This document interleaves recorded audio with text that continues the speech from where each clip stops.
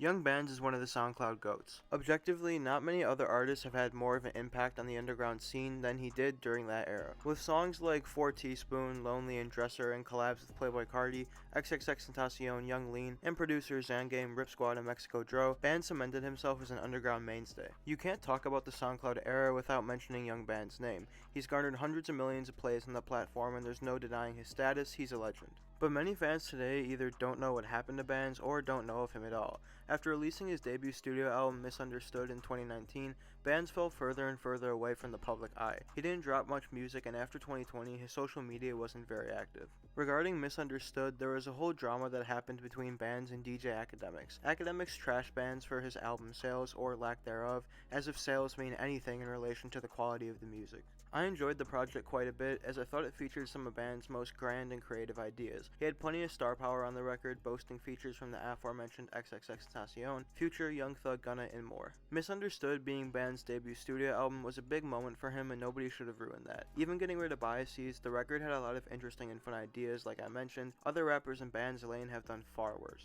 You can't help but wonder if that situation had any effect on his disappearance. I can't imagine putting so much work into your debut studio effort just for it to be torn down by people who thrive off conflict and negativity, posing as music lovers. Just by looking up where did Young Bands go, there are countless videos and articles about the question. I'm not the first one to discuss this topic, so by no means am I saying I'm presenting totally new ideas here. I just wanted to make this video for myself and to give Bands the love he deserves.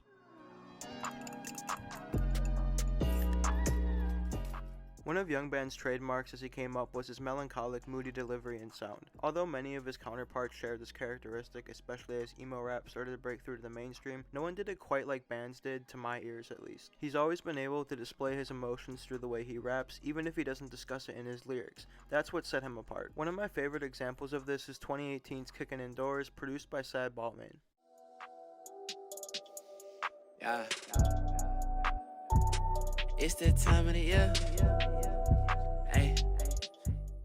Before Bands even starts rapping, you get the vibe of the track just off the forlorn beat alone. Then before Bands starts his verse, just off the hook, you already know what the song's energy is. He only says 4 unique lines during the hook, yet this sad, dejected delivery sets the stage perfectly. Then once the verse starts, he gets into the content, saying, "All this pain in my eyes, but I can't cry." Before the end of the song, Bands lets the instrumental ride, which really struck me upon first listen. I wondered why he left that part of the song alone, where maybe another verse could have been added. If you ask me, this was a strategic move from the artist trying to reinforce the song's gloomy climate, and for me it works perfectly.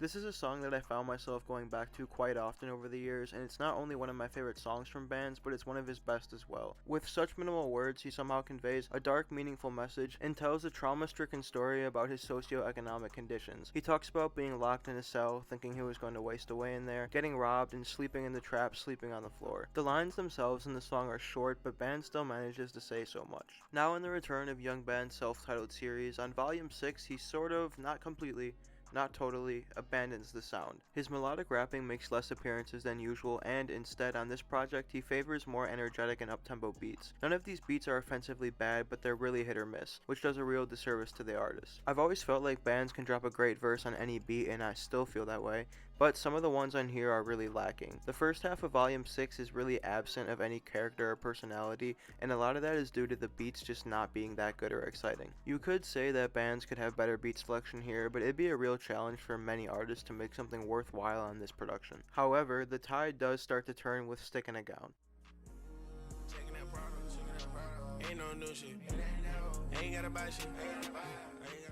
Stickin' a Gown features the up-and-coming underground rapper Highway. It contains these bouncy, hitting 808s that give the instrumental and the song in general a lot of life. Bands gives Highway free will to do whatever he wants on this track.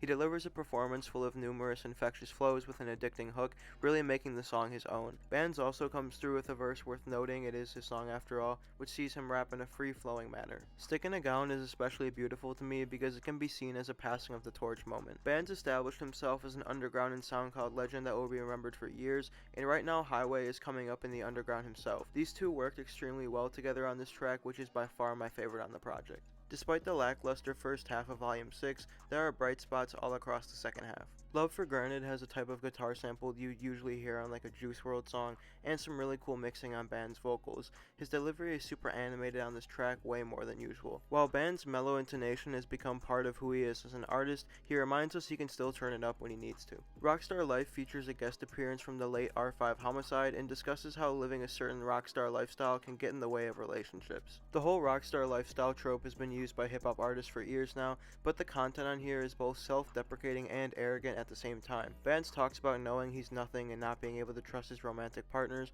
while also saying and doing disrespectful things to them. It's an interesting take on the idea. We then get some simple but good piano keys on Mr. Solo Dolo, where Bands again sounds so free rapping. It's as if he hasn't missed a beat since his retreat from the spotlight. This track is compact and concise, sitting at less than 2 minutes in runtime, which greatly benefits the song on this occasion, not allowing itself to get too old or samey. Band's production team picks up the synth board for some times and bling on. His vocals are given some extra echo and reverb on the former, avoiding any monotony that may have been setting in rapping wise. The latter is a solid finish to Volume 6, featuring one of the fastest paces for a beat on the project. There are some really dark and video game like synths on here that add a lot to the song sonically as well. Overall, Young Band's Volume 6 is a true tale of two halves. The first half was pretty lifeless, full of uninteresting production and lacking the magic his SoundCloud classics have. The second half doesn't necessarily recapture that said magic, but it rather does its own thing instead. Band's beat selection is superior in the latter half, and the project itself starts to become more engaging and vibrant. I wasn't expecting Bands to come in and deliver banger after banger, classic after classic, but when you resume a mixtape series that contains so many of your best and most successful songs,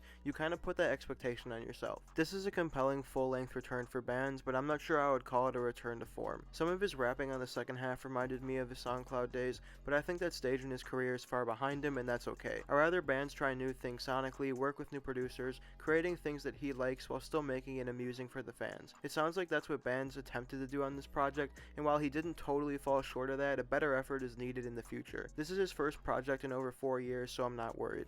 Volume 6 is merely a big ticket name for Bands to announce his return. The music on here has almost zero correlation to his storied past. 25, 8, 6, 7, 8 bands. I just asked my good Lord for another day.